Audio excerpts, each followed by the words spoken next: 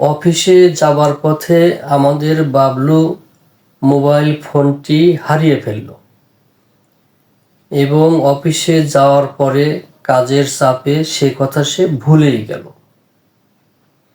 সন্ধ্যায় যখন বাসায় ফিরল তখন দেখে তার শ্বশুর শাশুড়ি সশরীরে হাজির এবং তার স্ত্রীর চোখে পানি, চোখ রক্তবর্ণ, পাশেই ব্যাগ সুটকেস গোছানো, যাবার প্রস্তুতি।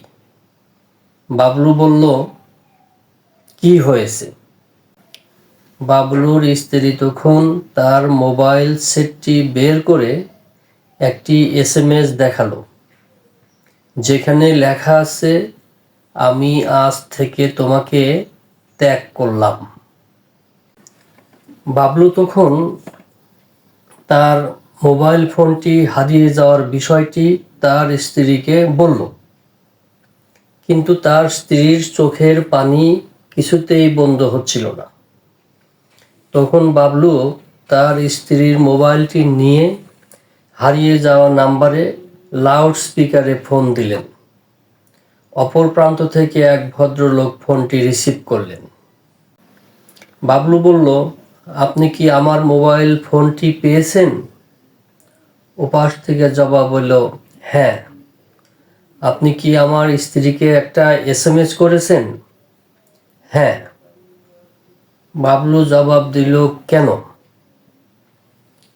ওপাশ থেকে ভদ্রলোক বললেন, আরে ভাই, আপনার স্ত্রী তো আমার মাথা নষ্ট করে দিয়েছে। এই একটু পরপরই SMS আসে, তুমি কোথায়? তুমি কি অফিসে পৌঁছেছো? কাজ করছো? কি ব্যাপার, অ্যান্সার করছো না কেন? অফিসের লেডি কলিগের সাথে বেশি ফাসুর ফুসুর করবে না কিন্তু। অফিস থেকে বের হওয়ার আগে আমাকে ফোন করবে। কিছু বাজার সওদায় লাগবে, সেগুলো নিয়ে আসবে কিন্তু। সরাসরি বাসায় চলে আসবে, অন্য কোথাও কিন্তু আড্ডা দিতে যাবে না। কখন আসছো? কয়টায় আসছো? আমি কিন্তু অপেক্ষায় আছি। আরে ভাই, একটু পরপরই টিং টিং টিং টিং করে SMS আসতে থাকে, আপনি এই মেশিন সামলান কেমন করে? তাই বাধ্য হয়ে ত্যাগ করার SMSটি দিলাম এবং ভগবানের অশেষ রহমতে এই SMSটি দেওয়ার পরে আর কোনো SMS আসে নাই। তো জনাব, আপনার মাথা ঠিক আছে তো?